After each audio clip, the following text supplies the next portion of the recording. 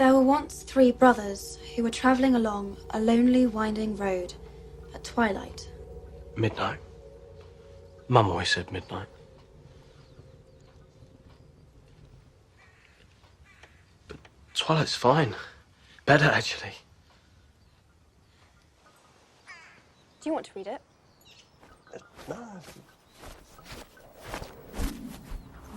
There were once three brothers who were traveling along a lonely, winding road at twilight. In time, the brothers reached a river too treacherous to pass.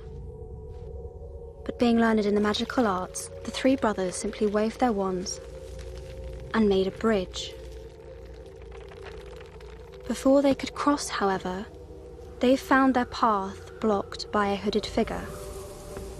It was Death, and he felt cheated. Cheated because travelers would normally drown in the river, but Death was cunning. He pretended to congratulate the three brothers on their magic, and said that each had earned a prize for having been clever enough to evade him. The oldest asked for a wand more powerful than any in existence, so Death fashioned him one from an elder tree that stood nearby.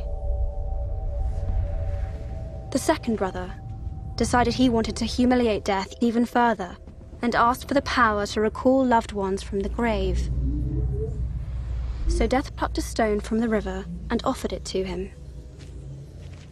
Finally, Death turned to the third brother. A humble man, he asked for something that would allow him to go forth from that place without being followed by Death. And so it was that Death reluctantly handed over his own cloak of invisibility. The first brother traveled to a distant village, where with the Elder Wand in hand, he killed a wizard with whom he had once quarreled. Drunk with the power that the Elder Wand had given him, he bragged of his invincibility. But that night, another wizard stole the wand and slit the brother's throat for good measure. And so Death took the first brother for his own. The second brother journeyed to his home, where he took the stone and turned it thrice in hand. To his delight, the girl he had once hoped to marry before her untimely death appeared before him.